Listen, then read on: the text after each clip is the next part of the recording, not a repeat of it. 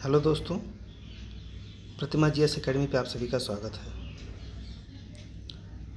दोस्तों, घटनासार और घटनाचक्र दृष्टि जो है, दोनों को कंबाइंड करके बिहार पीसीएस, उत्तर प्रदेश पीसीएस और उत्तर प्रदेश समीक्षा अधिकारी, सहायक समीक्षा अधिकारी के करंट अफेयर्स को कंप्लीट करने के लिए यह सीरीज शुरू किए हैं। आप लोग लाइक करें, शेयर करें। जिन दोस्तों ने अभी तक हमारे चैनल को सब्सक्राइब नहीं किया है वो सब्सक्राइब कर लें। शुरू करते हैं। 2023 में 116 बार इंटरनेट शटडाउन किया गया था। तो भारत में क्षेत्रीय शटडाउन की प्रवृत्ति बढ़ी है और यह मुख्यतः पंजाब और मणिपुर में बढ़ी है।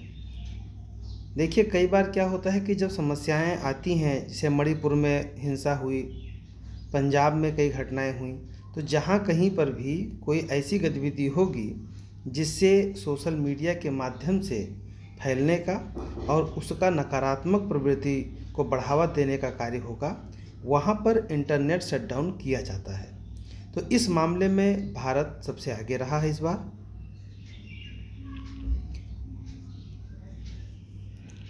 भारतीय वायुसेना के द्वारा भीष्म पोर्टेबल अस्पताल का सफल परीक्षण किया गया। ये मलपुर ड्रॉपिंग जोन आगरा में किया गया है। देखिए, भीष्म पोर्टेबल अस्पताल क्या है। भीष्म पोर्टेबल अस्पताल एक चलता फिरता एक ऐसा अस्पताल जिसमें 200 बेड है और तात्कालिक जो प्राथमिक सेवा है, प्राथमिक चिकित्सा प्रणाली है, उसके अंतर्गत सभी व्यवस्थाओं को शामिल किया गया है, जिससे कि तात्कालिक रूप से आवश्यक उपचार दिया जा सके।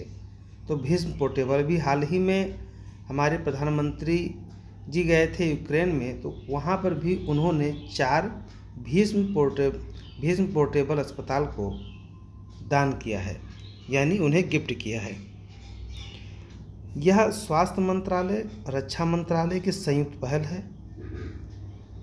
चीड़ से बिजली उत्पादन संयंत्र, ये पेरू लाओ पैसे पाओ मिशन उत्तराखंड का मिशन है। ये है क्या, चीड़ का जो पत्ती है, इससे वनों में आग लगने की प्रवृत्ति ज़्यादा होता है। अब सरकार ने सोचा कि अगर हम क्यों ना उस पत्ते को ही वहाँ से बिनवा लें, जिससे आग भी नहीं लगेगा और हम एक संयंत्र लगा देते हैं जिससे उसी पत्ते से हम बिजली भी उत्पादित करेंगे। तो उत्तराखंड सरकार ने पेरू लाओ पैसे पाओ मिशन लॉन्च किया, जिससे वनाग्नि को रोकने के लिए भी काम किया और उस पत्ते से बिजली का उत्पादन भी शुरू हुआ। तो इससे डबल फायदा हुआ। भारत विश्व का तीसरा सबसे बड़ा सौर ऊर्जा उत्पादक देश बन गया है। यह रिपोर्ट है यूके यानी यूनाइटेड किंगडम की एक एजेंसी है एम्बर के द्वारा जारी किया गया रिपोर्ट में बताया गया है कि भारत तीसरा सबसे बड़ा सौर ऊर्जा उत्पादक बन गया है। 2015 में भारत 9वें स्थान पर था। नंबर 1 पर चीन है, नंबर 2 पे अमेरिका है, नंबर 3 पर हमारा भारत है और नंबर 4 पर जापान है और 5 पर जर्मनी है। ध्यान रहे कि नंबर 5 पर जर्मनी, 4 पर जापान, यानी ये क्रम भी आ सकता है सीक्वेंस में लगाने के लिए। देश में तेंदुआ गणना रिपोर्ट 2022 केंद्रीय पर्यावरण, वन एवं जलवायु परिवर्तन मंत्री भूपेंद्र यादव द्वारा जारी किया गया।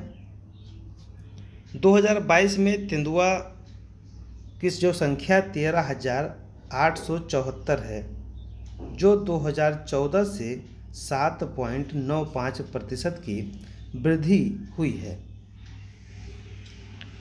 2014 में यह 7,910 थी। अब राज्यवार अगर देखें तो राज्यवार संख्या के आधार पर मध्य प्रदेश सबसे आगे है। चाहे बाघ की संख्या हो, तेंदुआ की संख्या हो, या वन क्षेत्रफल का आधार हो, इन सब में मध्य प्रदेश आगे है। महाराष्ट्र नंबर 2 पे है, कर्नाटक नंबर 3 पर है और तमिलनाडु नंबर 4 पर है। स्थान के आधार पर तो बहुत पीछे है, लेकिन उत्तर प्रदेश में तेंदुआ की संख्या 371 है।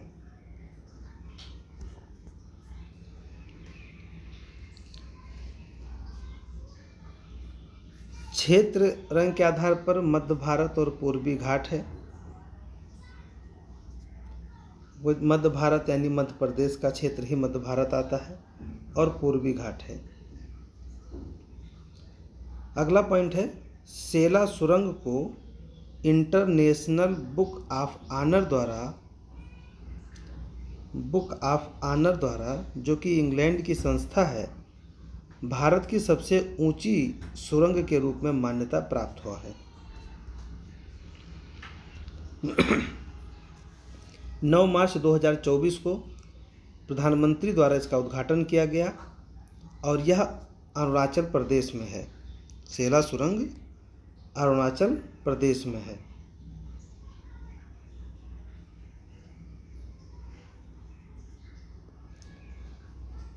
ऑस्ट्रियाई विधि पर यह सुरंग बनाई गई है, जो तवांग को दिरांग की दूरी 12 किलोमीटर कम कर देगी।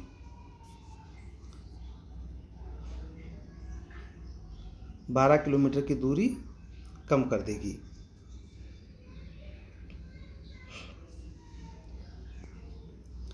अगला पॉइंट है, उपग्रह इनसेट 3DS का सफल प्रक्षेपण किया गया इसरो के द्वारा। अब यह GSLV F-14 के द्वारा श्रीहरिकोटा आंध्र प्रदेश से 17 फरवरी 2024 को लॉन्च किया गया।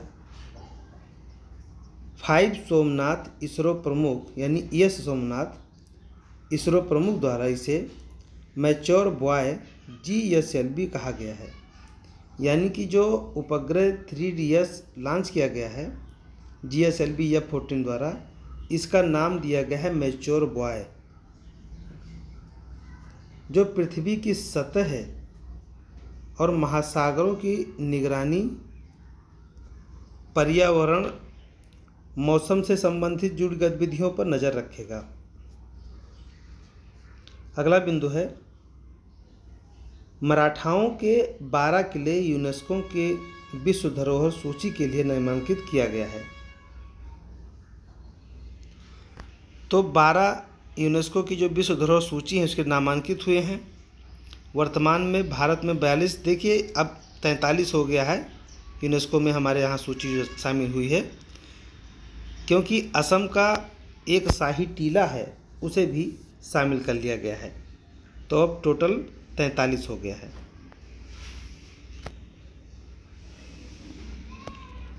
फारसी भाषा को नई शास्त्रीय भाषा का दर्जा दिए जाने के लिए एस जयशंकर ने घोषणा किया है। ईरान की राजधानी तेहरान में विदेश मंत्री एस जयशंकर ने इसके बारे में घोषित किया है।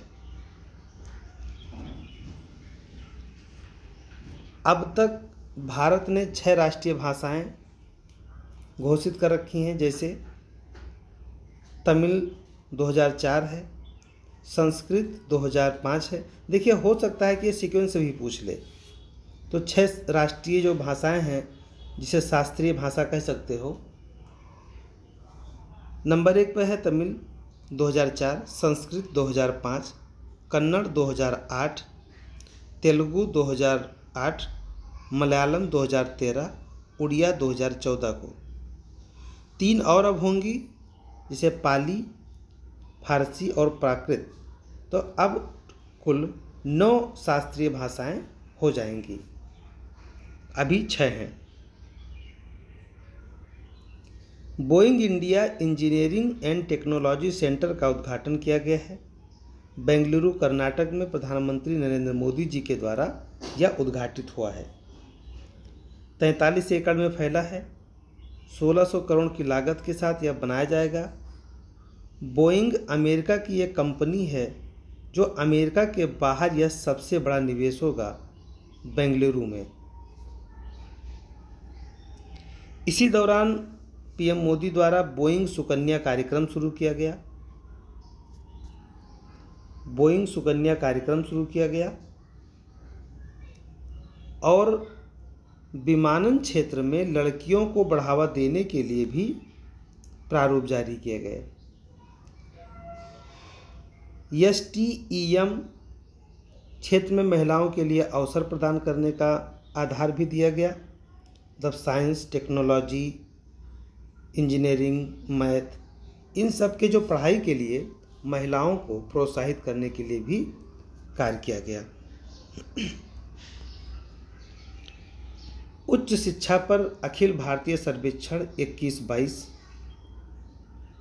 कुल नामांकन 4.83 करोड़ है। 2014 के बाद से 91 लाख छात्रों की वृद्धि हुई है। महिला नामांकन 50 लाख से बढ़ करके लगभग 2 करोड़ के आसपास पहुंच गया है। सकल नामांकन अनुपात 18 से 23 आयु वर्ग में 23.7% से बढ़ करके 28.4% हो गया है। PhD नामांकन में भी 81.2% की वृद्धि हुई है। मुंबई में trans harbour link Atal Setu का उद्घाटन किया गया है। यह सेवरी नेवा सेवा 12 जनवरी 2024 को मोदी के द्वारा घोषित किया गया, यानी उद्घाटित किया गया। जो मुंबई को नवी मुंबई से जोड़ने के लिए 21.8 किलोमीटर लगभग यह लिंक है। 80% वित्त पोषण जापान इंटरनेशनल कोऑपरेटिव के द्वारा होगा। इस लिंक में पहली नींव के लिए रिवर्स सर्कुलेशन ड्रिलिंग तकनीक का प्रयोग किया जाएगा। इससे पहले असम का भूपेन हजारिका सेतु सबसे लंबा था, अब अटल सेतु हो गया है। स्वच्छ सर्वेक्षण 2023 रिपोर्ट 11 जनवरी 2024 को राष्ट्रपति श्रीमती द्रौपदी मुर्मू जी के द्वारा घोषित किया गया, जिसमें 4477 शहर मूल्यांकन में शामिल हुए थे। रैंक में 1 लाख प्लस जनसंख्या की श्रेणी में इंदौर लगातार 7वीं बार सबसे स्वच्छ शहर बना हुआ है। नंबर 2 पर सूरत है, नंबर 3 पर नवी मुंबई है, 4 पर विशाखापट्टनम है, 5 पर भोपाल है। इस मामले में उत्तर प्रदेश का ग्रेटर नोएडा 14वें स्थान पर है। 1 लाख से कम जनसंख्या की श्रेणी में सासण महाराष्ट्र नंबर 1 पर है, छत्तीसगढ़ का पाटन नंबर 2 पर है और महाराष्ट्र का लोनावाला नंबर 3 पर है। रैंक कैंट एरिया के रूप में देखा जाए तो महू कैंट सबसे आगे है, फिर देवलाली कैंट है, फिर अहमदाबाद है। तो महू कैंट ध्यान में रखने की आवश्यकता है, क्योंकि कैंट का अलग से पूछ सकता है। गंगा शहर में नंबर 1 पे बनारस है, नंबर 2 पे प्रयागराज है, नंबर 3 पर बिजनौर है और नंबर 4 पर हरिद्वार है। राज्य के रूप में देखा जाए कि सबसे स्वच्छ राज्य कौन है, तो इस बार नंबर 1 पर महाराष्ट्र है, फिर मध्य प्रदेश है, नंबर 3 पर छत्तीसगढ़ है, 4 पर उड़ीसा है और 5 पर तेलंगाना है। इस मामले में उत्तर प्रदेश का 9वां स्थान है। उत्तर प्रदेश का 9वां स्थान है। निम्न रैंक वाले राज्य हैं अरुणाचल प्रदेश, मिजोरम, राजस्थान। कचरा स्टार रेटिंग प्रोटोकॉल के तहत नोएडा को, उत्तर प्रदेश को 5 स्टार मिला है, यानी 5 स्टार की जो रेटिंग है, 5 स्टार की जो रेटिंग है इस मामले में नोएडा को प्राप्त हुआ है। स्वच्छ सर्वेक्षण मिशन गीत 2024 नया संकल्प, नया प्रकल्प है, कैलाश खेर ने गाया है। भारत का पहला एक्सरे पोलरीमीटर उपग्रह सफलतापूर्वक लॉन्च हुआ है एक्सपोसैट से। ब्लैक होल जैसी खगोलीय जानकारी इससे प्राप्त होगी। ध्यान रहे, एक्सरे पोलरीमीटर उपग्रह है, इसे एक्सपोसैट के द्वारा लॉन्च किया गया है। PSLV C58 के द्वारा पृथ्वी की निचली कक्षा में स्थापित किया गया है।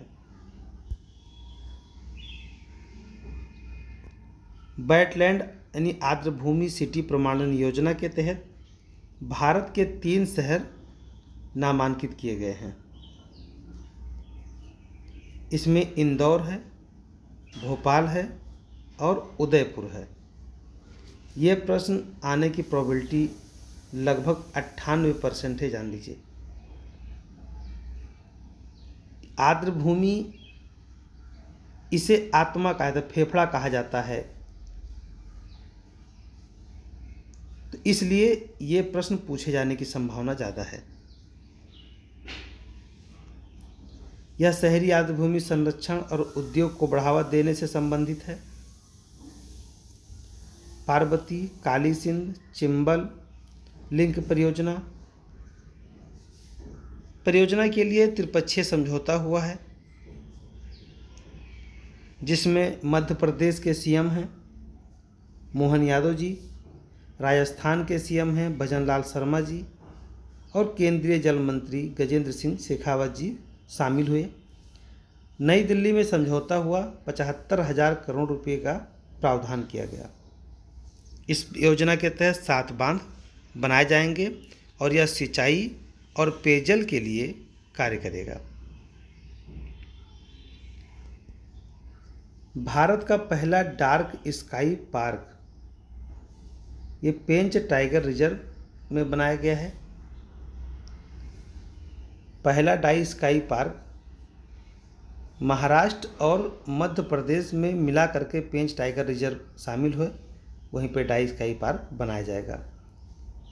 IUCN द्वारा हिमालयन वुल्फ का मूल्यांकन किया गया, जो असुरक्षित वनरेबल कैटेगरी में शामिल किया गया है।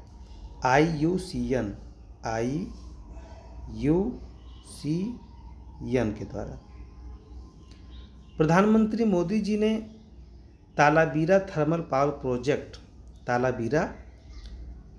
पावर प्रोजेक्ट की आधारशिला रखी है। यह संबलपुर, उड़ीसा में रखा है। इसकी लागत 27,000 करोड़ रुपया है। वैसे लागत का कोई बहुत महत्व नहीं है, ये कहाँ रखा गया है, किसके द्वारा रखा गया है, ये ध्यान रखना है। Neyveli lignite corporation India limited का यह प्लांट 2400 मेगावाट का होगा। महाराष्ट्र के सांगली जिले में एक अटपाड़ी संरक्षण रिजर्व की घोषणा किया गया है। अटपाड़ी रिजर्व मैनी संरक्षण क्षेत्र और मालधोक पक्षी अभयारण्य के बीच लिंक का काम करता है। अंबेडकर की सबसे ऊंची प्रतिमा स्टैचू ऑफ सोशल जस्टिस का उद्घाटन विजयवाड़ा के स्वराज मैदान में किया गया है। यह आंध्र प्रदेश में 206 फीट ऊंची कांस्य प्रतिमा है। इसके मूर्तिकार हैं राम सुतार। भारत का पहला ग्राफीन केंद्र स्थापित करने की घोषणा किया गया है। डिजिटल यूनिवर्सिटी केरल त्रिशूल में। ग्राफीन दुनिया में पहला पदार्थ है जो एक परमाणुीय परत के रूप में पाया जाता है। यह कार्बन का अपस्वरूप है और विद्युत का अच्छा सुचालक है। भारत और इटली के बीच प्रवासन और आवाजाही समझौते को कैबिनेट की मंजूरी प्राप्त हुई है।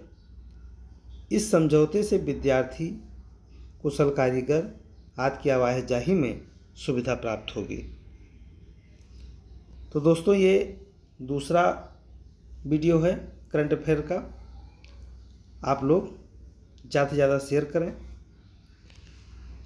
घटना चक्र दृष्टि की और घटनासार, ये दोनों मैगजीन का कंबाइंड रूप से जो महत्वपूर्ण क्वेश्चन बन सकते हैं, जो महत्वपूर्ण बिंदु हैं, उसके हम चर्चा करते रहेंगे। धन्यवाद। जय हिंद, जय भारत।